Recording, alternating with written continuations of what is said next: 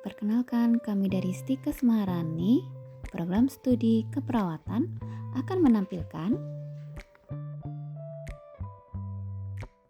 video Basic Trauma Life Support atau BTLS.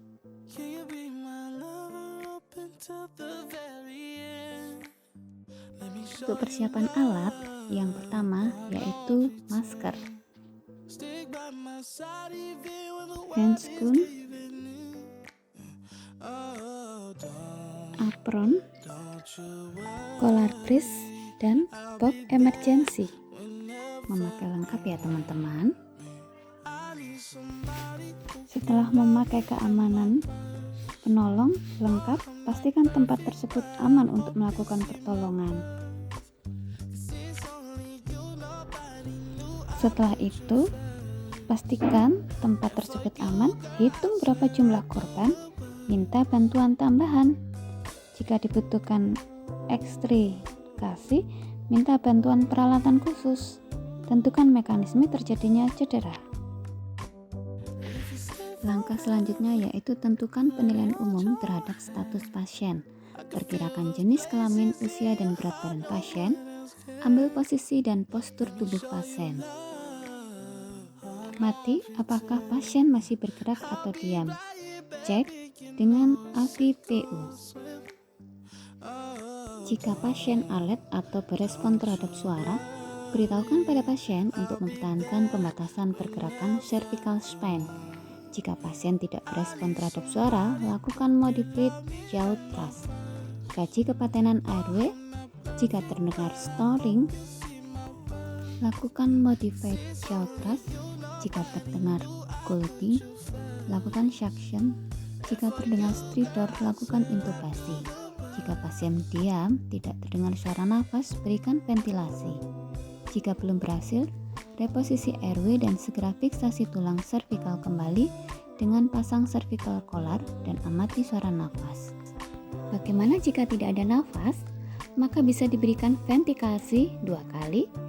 Cek nadi sebelum melanjutkan pemberian ventilasi dengan oksigen 10 kali per menit.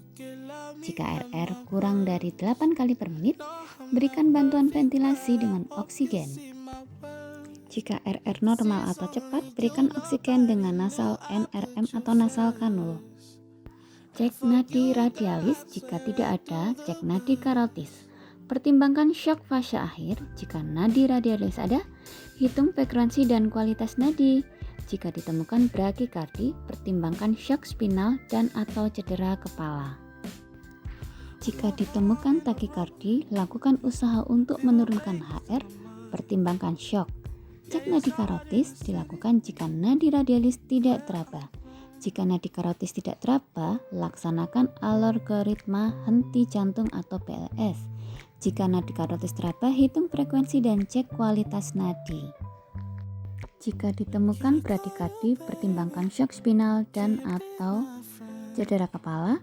Jika ditemukan takikardi, lakukan usaha untuk menurunkan HR, pertimbangkan shock. Cek kulit pasien. Jika kulit tampak pucat, teraba dingin dan basah, pertimbangkan shock. Jika kulit tampak cyanosis, cek intubasi dan pemberian oksigen. Cek apakah ada peredaran darah mayor.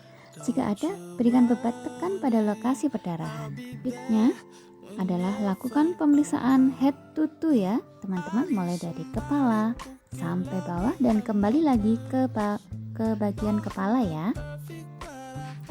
Untuk yang terakhir, lakukan pemeriksaan ini hanya jika pasien sadar dan atau cedera yang terjadi bersifat lokal, dan lakukan pemeriksaan mendalam pada area cedera dengan menerapkan DCA-PB TLS. Selanjutnya, segera buat keputusan apakah korban dalam kategori 1. Kritis, 2. Tidak stabil, 3. Resiko tidak stabil, dan yang keempat adalah stabil. Segera transportasikan pasien jika ditemukan situasi krisis trauma pada pasien, dan lakukan monitoring pasien selama perjalanan.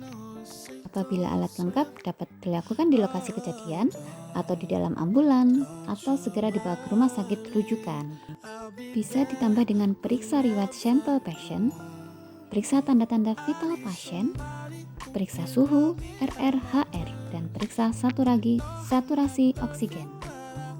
Setelah pemeriksaan semuanya, kita bisa mengecek ulang status ABC pada pasien dan dokumentasikan tindakan yang telah dilakukan. Beri posisi yang nyaman ya, jangan lupa jika memindahkan pasien bisa memakai pacelaid.